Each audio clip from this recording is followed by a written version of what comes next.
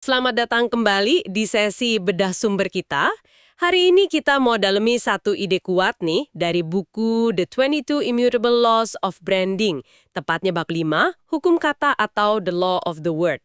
Betul? Sumber ini, kayak nantang kita gitu ya. Kenapa sih sebuah merek perlu banget fokus memiliki satu kata aja di benak Anda?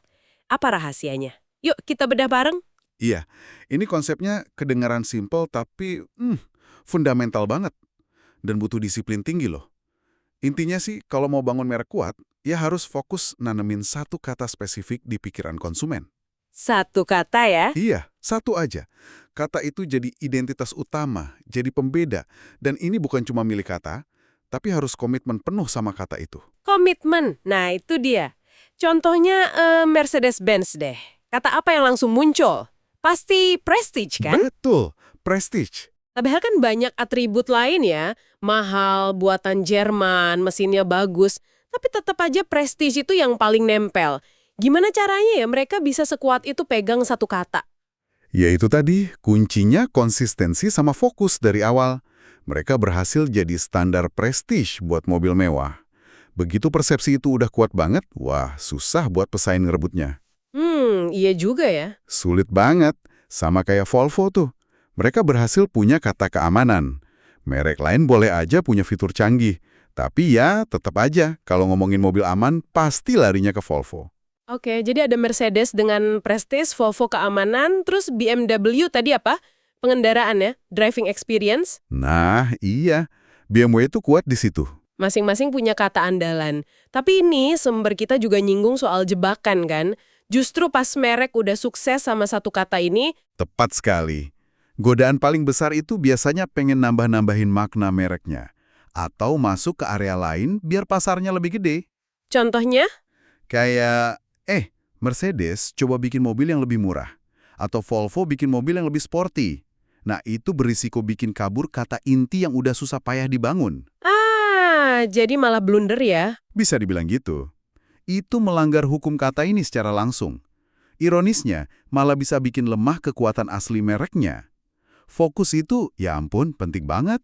Jadi kayak nyoba jadi semua buat semua orang akhirnya malah nggak jelas gitu ya. Ada juga kasus menarik nih soal merek yang berhasil punya kata kategorinya sendiri. Jadi nama mereknya jadi sebutan umum. Kita sering bilang generik gitu. Kayak Kleenex. Nah, iya. Kleenex itu contoh klasik. Udah nempel banget sama tisu. Saking kuatnya, orang sering bilang minta Kleenex dong, padahal mungkin mereknya bukan Kleenex. Iya bener-bener. Itu gimana ceritanya bisa gitu? Biasanya sih karena mereka yang pertama di kategori itu. Mereka yang menciptakan pasarnya. Contoh lain kayak Jell-O buat gelatin, Coca-Cola buat minuman cola, atau mungkin di sini Aqua ya buat air mineral, atau Band-Aid buat plaster. Mereka itu di awal adalah kategorinya. Oke, penting nih dicatat. Kata sumbernya, status generik ini nggak bisa direbut, nggak bisa kita datang belakangan terus coba jadi nama generik baru kalau udah ada rajanya. Cuma bisa jadi generik kalau kita yang pertama. Betul, harus jadi pionir. Nah, ini jadi pertanyaan penting nih. Kalau merek kita bukan yang pertama, gimana dong strateginya? Apa hukum ini jadi nggak relevan? Justru di sini strateginya jadi makin krusial. Kalau nggak bisa punya kata yang luas atau jadi yang pertama, caranya ya persempit fokus. Ciptain kategori baru di pikiran orang. Punya kata yang lebih spesifik. Lebih spesifik ya? Contohnya? Studi kasus yang terkenal itu Federal Express, FedEx. Dulu kan pasar kiriman udara itu rajanya Emery Air Freight yang ngelayanin semua jenis kiriman.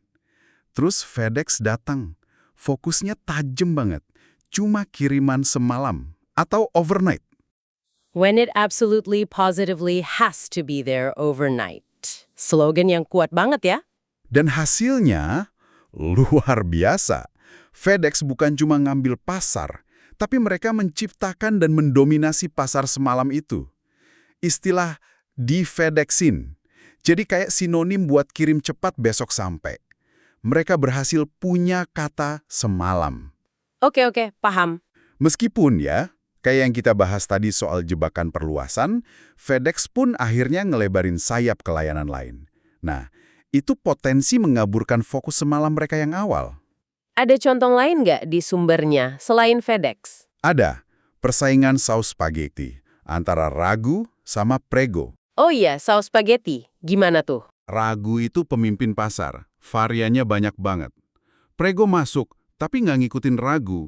Mereka fokus ke satu atribut aja. Saus yang lebih kental atau thick. Ah, kental. Iya, mereka klaim dan memiliki kata kental. Strategi fokus sempit ini ternyata berhasil ngerebut pasar yang lumayan gede dari Ragu. Jadi ini nunjukin kalau fokus satu kata itu bukan cuma soal bikin identitas ya, tapi bisa jadi strategi pasar yang efektif banget.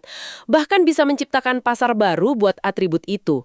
Kayak Mercedes tadi dengan Prestige, ikut membesarkan pasar mobil mewah kan? Ini benar-benar ngubah cara pandang soal strategi merek.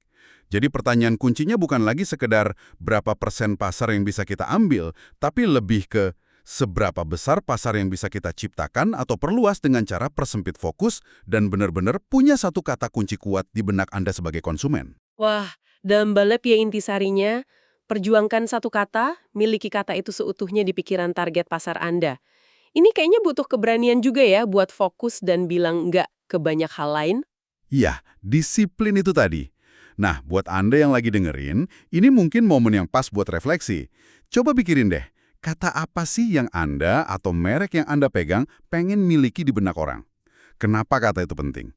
Ini bukan cuma soal marketing loh, tapi gimana Anda mau diingat. Benar banget. Nah, sebagai penutup nih, ada satu pemikiran lanjutan yang menarik dari sumbernya. Kita udah lihat contoh kayak Kleenex atau mungkin Xerox ya, yang namanya jadi identik banget sama kategorinya. Iya. Pertanyaannya gini, ada nggak sih risiko tersembunyi kalau nama merek kita jadi terlalu umum? Jangan-jangan status generik itu malah bisa bikin nilai eksklusifnya luntur, atau kekuatan mereknya malah turun dalam jangka panjang. Sesuatu buat Anda pikirkan lebih lanjut nih.